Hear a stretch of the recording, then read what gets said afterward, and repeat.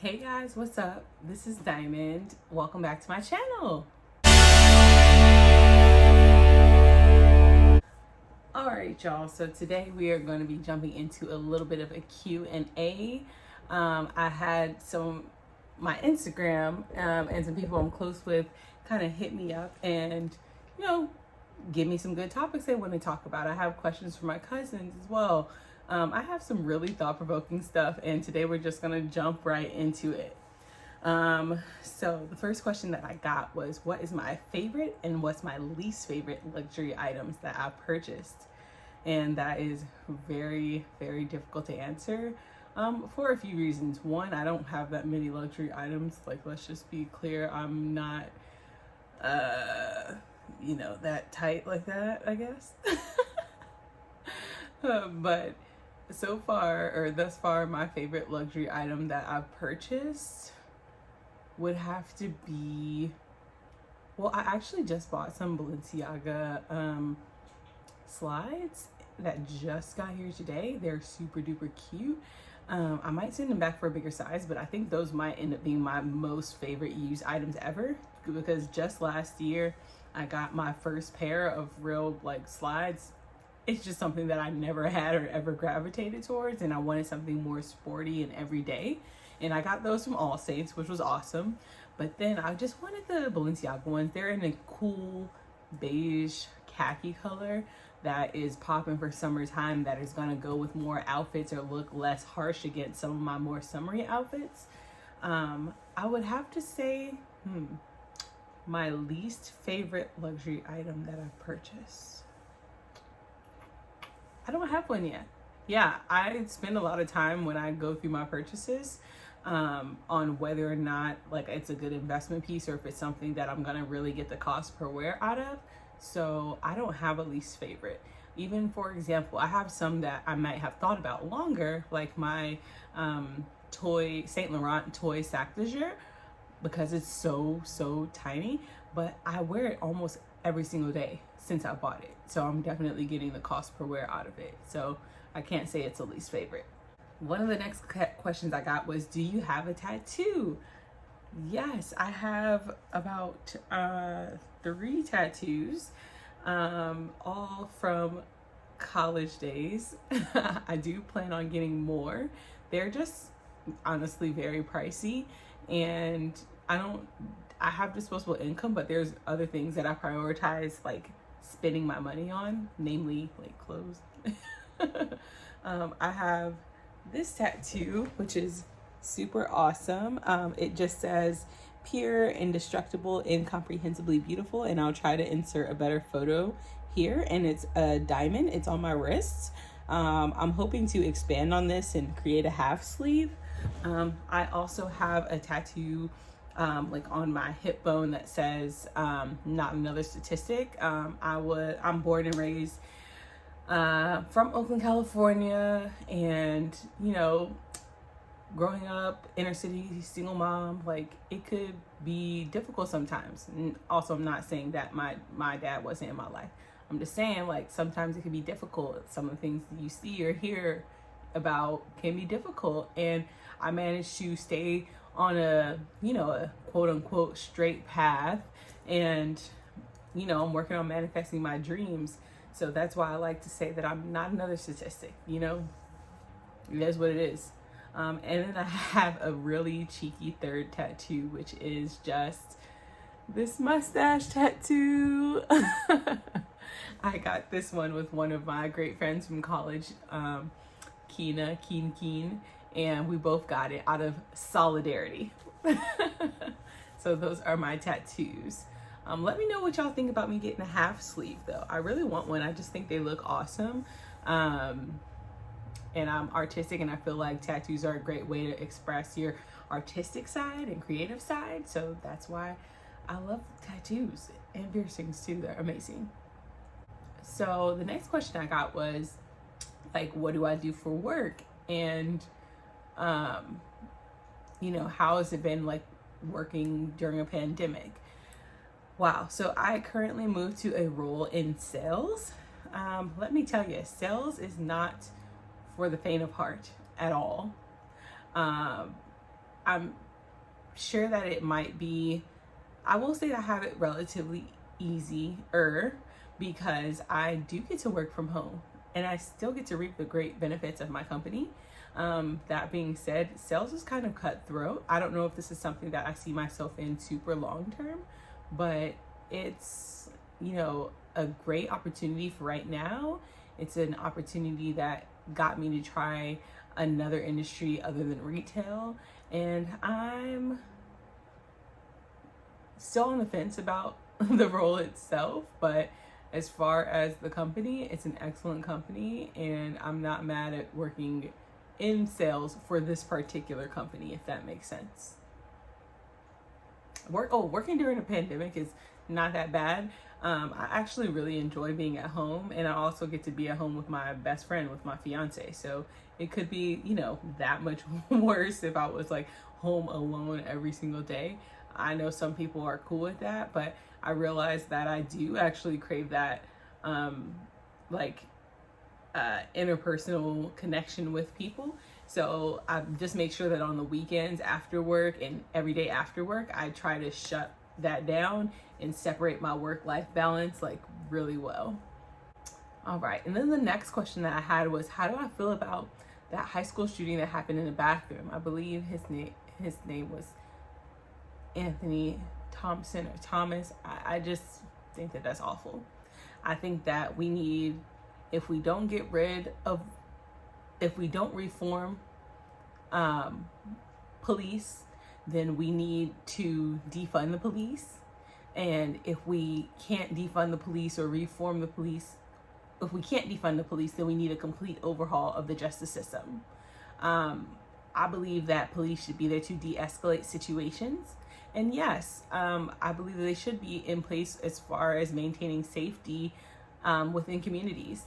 That being said, every child, again, these are children that are being shot and killed and tased, is not a risk and is not a murderer. And the disparity between children of color who are getting killed by police versus non-POC is ridiculous. Or white people, I'm gonna just say that. I think it's kind of insane. I think we have to address that. We have to figure out, why does this continuously keep happening? You know, it's not even just teens that all these murders and things are happening to. It's happening to young adults.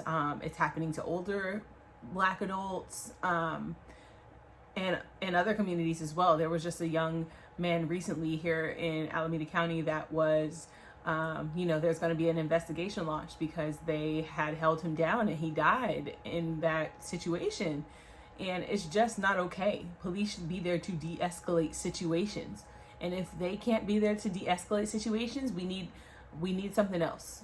We need another method in which to maintain a safe society and a safe community for everyone, where people who are in trouble or, need help get the help they need, and they're not being shot in bathrooms. They're not, shot just because they had a knife and they were, gonna be jumped, like Ma'Khia Bryant. Like, that's completely unacceptable, and that's my stance on that. Yeah, pretty much. That got intense. So one of the next questions that I got asked was, what collab would I do with a designer and why? If I had to choose someone to do a collab with, I'd have to say it would be Saint Laurent. I'm obsessed with nearly everything that I see that Saint Laurent puts out, from the clothing to the shoes, accessories, YSL beauty. I am obsessed with YSL. I love how it strikes the perfect balance between elegant and edgy. I think that's really important, especially in a designer. You want someone who's going to break boundaries and go against the grain, but also maintain that classic, timeless cool. And that's what I like about Saint Laurent, and that's why I would collab with them in a heartbeat, period. Another question that I was asked was, what's my favorite designer frame and why? And To be honest, my favorite frames are actually not necessarily made by, actually, it's a two-part question. My favorite frames in the world are actually made by Ray-Ban, which is like a, you know, better to moderate brand, and that's just because the fit of their glasses is awesome. It's also their aesthetic is also extremely timeless.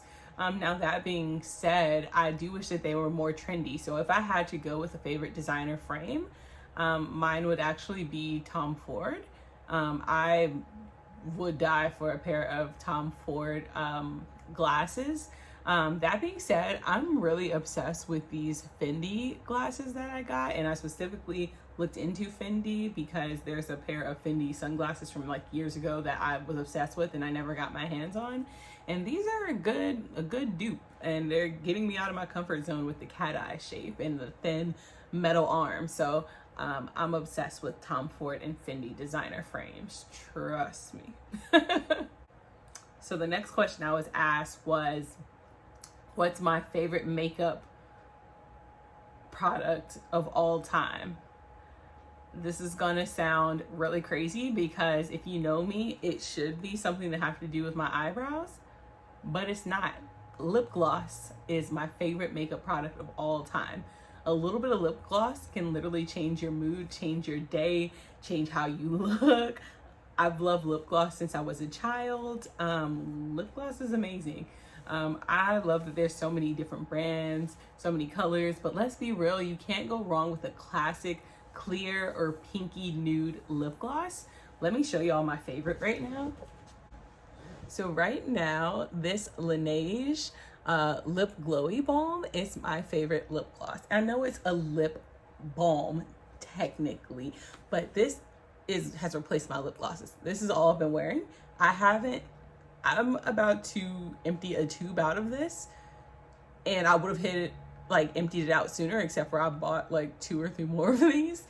It's the most amazing thing ever. My lips are so moisturized. It gives me that perfect glow. The gummy bear and the berry have a little bit of color to them, so it gives you a nice tint. Makes your lips not look like that zombie just woke up crusty look. I love this lip gloss. It's awesome. And I'm even able to wear this over, like I have a little bit on top of this Fenty, the Stunna lip paint, or the lip paint, and this is moisturizing. My actual lip paint is still on and popping. I love this Laneige lip glowy balm. Everybody deserves to buy this. Please go out and buy this. It's pricey, but endlessly worth it. I promise you. Okay. And one of the other questions that I was asked was, where do I see my channel going, essentially? I see this channel growing and me building a platform of other like-minded people that like lifestyle, that love fashion, that love beauty, and just making this a cool place. And also, you know, this sounds cliche and this is like no shade to anybody, but I want this to be a place where anyone can go that's not necessarily like a IG model.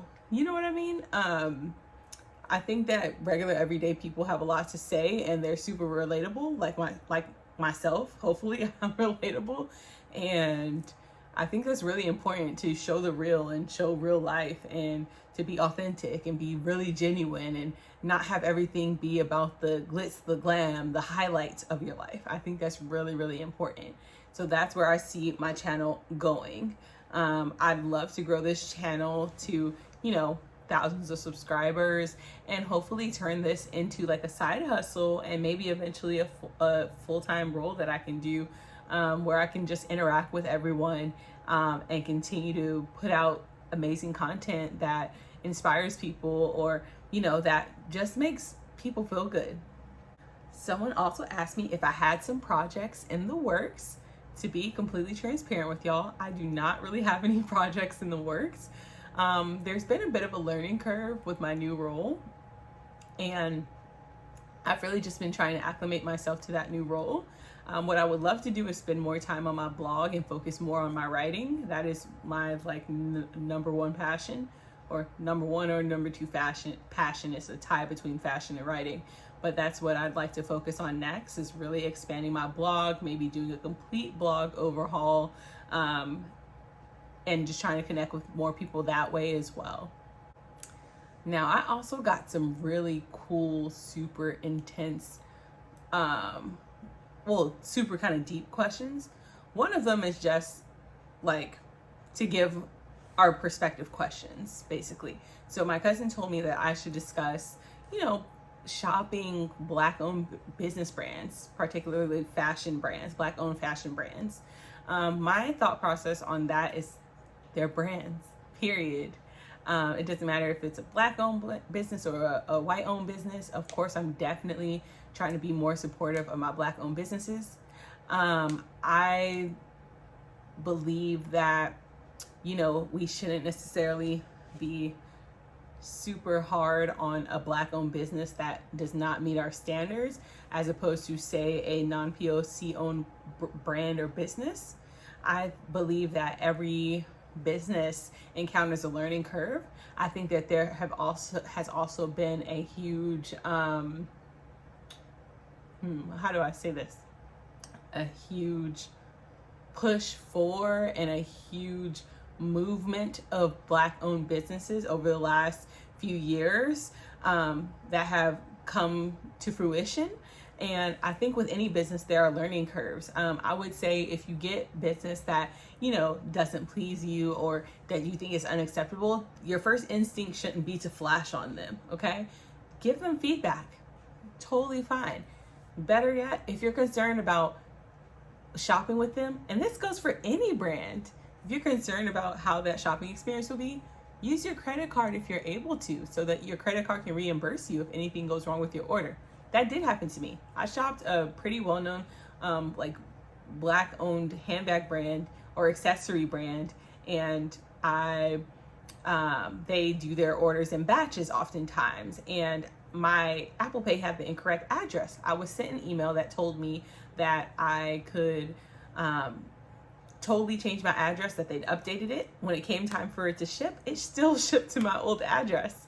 That being said, I didn't let that stop me from shopping with them, because let's be real, that first mistake was technically my mistake, and I really wanted the opportunity to shed light on how great their products were.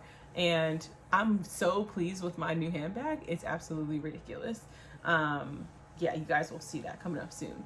But yeah, it's super important that we just support all businesses, but of course, shop Black-owned. Why not? If shop Black-owned, support POC. Stop always supporting big corporations, and also stop making the distinction that Black-owned does not mean corporate or big business, because that's not true. I shop Black-owned in various different ways. For example, I happen to use Briogeo, which is a Black-owned hair company.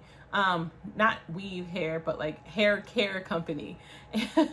And I find that is super important, and in order for us to get our feet in the doors. When there's a collab with one of my favorite POC or Black influencers that I follow, I'm gonna buy their product. Shout out to Jackie Ina's Anastasia Beverly Hills palette. You've got to do that. Just even the smallest ways and the smallest things that you can do count and really help those brands. Something else super deep that someone asked me about, one of my cousins asked me about, is how do I feel about, losing intimacy or people not being as intimate as they used to be with people. And that does not necessarily mean sex, just being intimate with people and personal with people. I think that a lot of the issues stem from, social media and this online app-based dating. I believe that it causes people to fall in love with an image or an idea of someone and not actually that person. I think that you build that intimacy by building a genuine connection with someone that isn't based behind a screen or a photo or a profile. When you go out and meet people, I really rarely say never to anything. I don't believe I do. I really say never to online or app-based dating. I just don't think that that's a way that you're really going to build an intimate connection with someone where they're not already going to be biased about you, or have some idea of how you are in your head based on your picture, based on your profile, etc., etc., etc. I don't bang with that. And I also think that, you know, you've got to maintain and build intimacy. Intimacy isn't something that it can be fleeting. You know, I've been in a relationship with my fiance for almost 7 years, and you know, we've had to learn to maintain our intimacy, just by doing regular things that we enjoy with each other, or even just finding like pleasures in the simple things, like just hanging out on the couch and like grazing our hand across each other, or you know, little stuff like I find super intimate. If I have something on my hair, on my face, and he just picks it away, and same and vice versa. Little things make you intimate, and something that also builds a lot of intimacy, which is really nice, that I feel like every couple should try since we've been doing this, is reading aloud to each other. It's one of the most intimate things you can do. I have been loving when I'm about to go to bed and he starts reading aloud to me.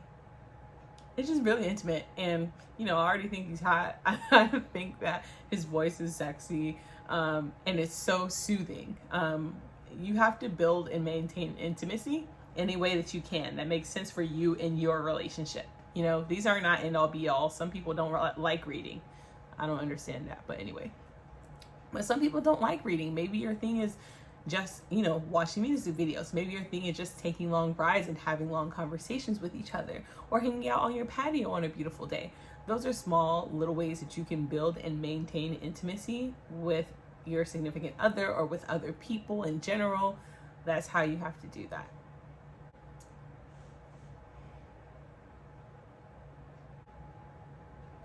Oh, I was asked this deep question too, y'all. What do I think about people who can't date within their race? Like, for example, like people who they just don't date within their race. I don't think that a relationship should be based on race or not. Period. That's just what I think. That's what I believe. I do find that interesting sometimes when I know someone who is of a certain race and they've like never, or like very rarely dated within their race. I find that interesting. I also come to realize that some of it has to do with like people being a product of their environment. For example, I have a friend who grew up in a suburban area, like where, like kind of near my dad, where she lived. You know, she's familiar with white kids. That's mostly what she saw every day growing up. Those are the people who she associated with growing up. Those were, a lot of her friends were white people. So therefore, it stands to reason that she mainly dates white men now. I don't think that there's anything wrong with that. I think that everyone needs to be open to broadening their horizons when it comes to dating. I even have to check myself, or have had to check myself in the past about certain maybe stereotypes that I've had around dating certain people in the past, for various reasons. And it's all about broadening your horizons. Don't let something as dumb and stupid as race stop you from meeting the right person who will love you right and treat you right and keep you from building a great relationship and a great life with someone. That's my one thing about that. Now, that's what I'm saying is different from me thinking about people or who are like, oh, I'm only gonna date this race that's outside my race. Those motherfuckers are stupid. Period. They're just dumb. That's an unintelligent way of thinking about something, or a very ignorant way of handling that situation. I am glad that I do live within a pretty liberal place where people of different races mesh and meld all the time. So it's something that I've grown up with, and I've never found that to be odd. Now, that being said, if someone were to ask me who do I date Black men for a number of reasons. I'm very comfortable with Black people. I'm Black. I went to an HBCU and dated and started dating there for real. And so therefore I date only black people. You know, white guys and other people of color don't be checking for me. And I'm okay with that. And I think it's about being okay with you and your situation, honestly, and also learning to not judge people for, you know, dating interracially or dating within their race, as long as they're not being ignorant and saying they only F with, you know, Asian people, or they only F with Mexican people, or they only F with XYZ race. You know what I'm saying? Like, that's just ignorant. Is it recording? No, not yet. Oh, I guess it is recording. Don't worry, that'll definitely get cut out. You sure you what is the I'm question? curious about what you think. Like, when you're courting someone, like, how important is it that you set boundaries? It's kind of boundary. Like, boundaries like, oh, you know, no sex on the first date, or, you know, sex only after 3 dates, or Sex boundaries. or, you know, you have to open the car door for people and all that stuff. Why do you have to open the car door? You should open the car door for your lady. Why? I mean, you don't all the time, but you should. You have done it before. You're so in your hand or something. You get on my last nerve. It's foolishness. But what do you think about boundaries in courting? When you're courting someone, how important are they? Like, what are your I don't think there's courting people boundaries? I don't know. I think everything's situation completely different. I think it's for later in the relationship that you have to really worry about boundaries. Ooh, that was deep. Okay, I'm with that. Later in the relationship, you have to worry about boundaries. I agree with that.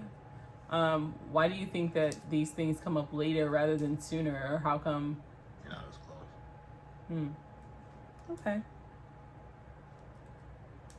Fair gonna go enough. watch Bob's Burgers. All right, go watch Bob's Burgers. I was actually gonna play the PlayStation, but Oh, last thing. What are your thoughts around vaccination? That's another question I was asked. What's your thoughts about people getting vaccinated or not getting vaccinated? That's really important. what do you mean? Like, oh, the Just in general, what are your thoughts on it? Like, you know, there's it's a controversial topic right now. well, my actual thoughts about vaccinations. If you listen to that one podcast about the guy who created like most of the vaccines, is the testing historically was done on. They weren't even foster kids at the time. It was like kids in like halls or stuff like that. But the vaccination process for literally every vaccine is like they're completely safe. I mean, this blood clot thing is like less than 1 in a million chance, and the efficacy of the J&J vaccine isn't quite great. But I mean, there's no reason to not do it. Granted, there's no long-term data. I do like the fact that besides this, all the vaccines that I received, like as a child and stuff, were at least like 20 years worth of history and research behind them. But I mean, you gotta hate wearing a mask, so just take the damn vaccine, feel sick for a day, don't kill your loved ones. What do you say to everyone who's saying that they won't get a vaccine, particularly the POC community, Black people, if I can be specific? I think the Black people who aren't getting vaccinated, that number's probably going to go down. And that's all because of the history of medical studies. Like I said, like they used to study vaccines on like children, like orphan children and shit. And though they were largely safe, they were like ridiculously safe. They also tested a whole bunch of other medicines on them, and they may not have given them problems going down the line. The main issue I would think is like the weird right-wing people who are like anti-vaccination in general for some dumbass reason. Which is like the reason why mumps came back, and mumps is a thing. Like we had gotten rid of mumps decades ago. So yeah, you're probably not going to be the one that gets sick, and you're probably just going to pass it on, but the person you pass it on to, I don't know, maybe you hate your coworker, so fuck, it's your own decision, I guess. But like, the quickest way for everybody to get back to normal, and it seems way easier to get vaccinated than have to wear a mask. Everybody gets vaccinated, you don't really have to wear a mask, and then there's all this other shit. And it's like the civil liberties thing about, like, you know, government shouldn't have to tell me to wear a seatbelt, and it's like, there's one state where the government doesn't tell you to wear a seatbelt, but it's like, you know, what are you proving? Like, it's not. Yeah, I just feel like a lot of people who are arguing against the vaccine are hung up on some stuff that happened decades and decades ago. I'm not saying there isn't like racial injustice within the. No, you're talking mostly about black people. Well, not just black people. I was gonna continue. I feel like a lot of the people that aren't getting vaccinated also aren't, you know, speaking with their doctors and their health providers about whether or not it's safe for them to receive the vaccine or not. I think they're making uneducated decisions. Yeah, but like black people are like what, like 13% of the population,